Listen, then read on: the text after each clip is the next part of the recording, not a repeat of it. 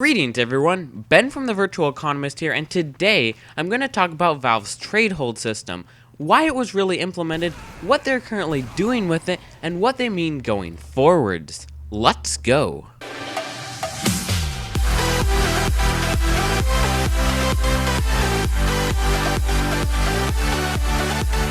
So, I'm going to be honest with you, this video was going to be called Trade Holds 3 months later. Then Valve drops this bomb on us. A new security update raising the duration of trade holds to 15 days. Wait, what? 15 days? Holy sh**. This new update is gonna go into effect this Wednesday, March 9th. At this point, Valve is pretty much gonna prevent traders without phones from, trading. So that sucks.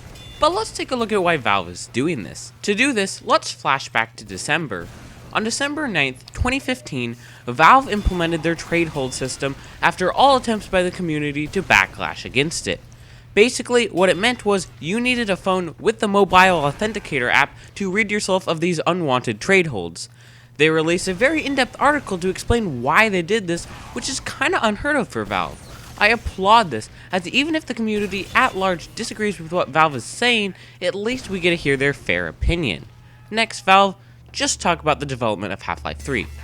The main motive of trade holds was to prevent phishing and hacking of accounts. According to the article, there were over 77,000 account hijacks each month prior to the implementation of trade holds. Now, by requiring traders to have the mobile authenticator, Valve is requiring each account to have a unique phone number linked with it. No longer could phishers just create an absolute crap ton of fake accounts. They could create only one.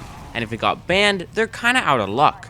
Honestly, since the update, I can't actually remember getting a single ad from some sketchy level 0 Russian with nothing but 200 hours on Dota 2. So, maybe Valve just eradicated phishing. And that's awesome. At the end of the day, I think that what Valve did with trade holds was honestly a very good idea for the future of trading. The problem, however, was with the implementation itself. There are a lot of TF2 traders or players that do not own a phone or have a Windows phone, which doesn't even have a Steam app. And that's a problem. And for those people who had a 3-day trade hold on every single trade they made, well, it allowed them to trade, but it pretty much discouraged trading altogether.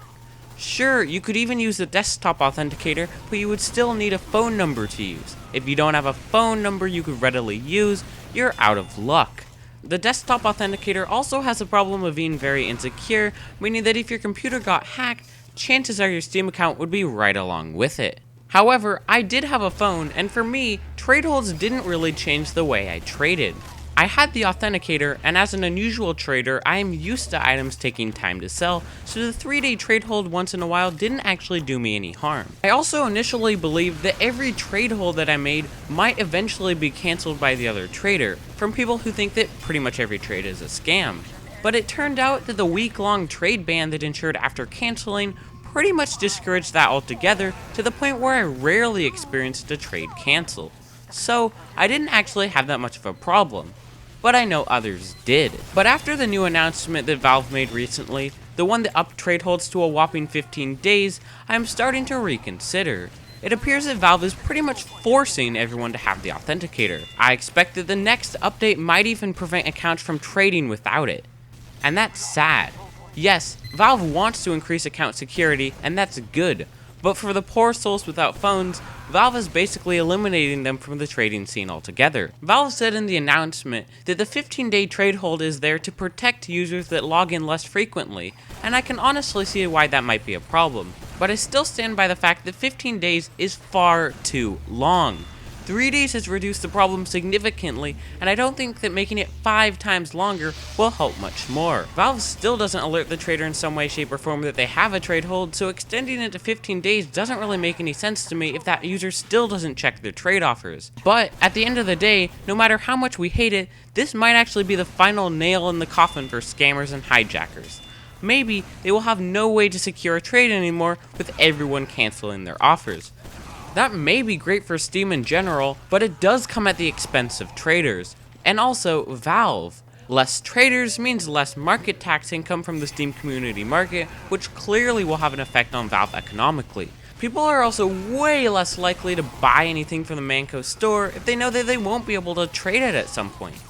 Clearly, this hurts Valve, but I'm gonna go out on a limb here and say that the people most affected by this change are actually kids. Their parents may not be able to afford a painfully expensive phone bill every month, or they may not allow phones entirely. These are the same kids that likely don't have a disposable income and can't spend much money on TF2. But the idea that you can trade up from nothing to something with nothing but hard work and determination is something wholly unique to Steam and the dreams of many kids, me included. Maybe you could get an unusual 2, or maybe you could sell those for real world cash. The possibilities are endless, but they are very in full when they can't even trade, and that's a shame. Still, I'd much rather have a world of fishers than one with less traders. At least Steam will restore the items if you ever get hijacked. Or not. The final bullet of this announcement was the statement that Valve would no longer be restoring items as a result of being phished or hacked. Basically, Valve just said, here's a bunch of winter coats. Yes, it's 20 below out, but you should be okay, you have some coats. What? This sucks. Yes, duped items are bad for the economy, but I'd sure as hell rather have a duped 500 key hat than no 500 key hat. Valve thinks that they may have made the most secure platform for trading.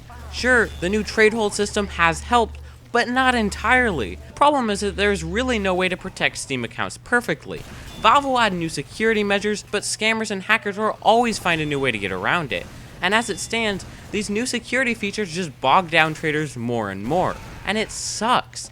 It's like trying to have the perfect weapon balance. It just ain't gonna happen. You might nerf one weapon, but a new problem weapon will just resurface in time. And honestly, I don't think Valve knows that either.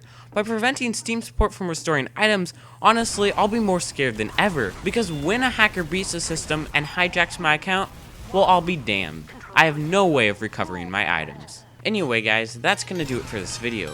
Hope you enjoyed, and if you did, make sure to leave this video a like and subscribe for more videos in the future. Until then guys, see you next time.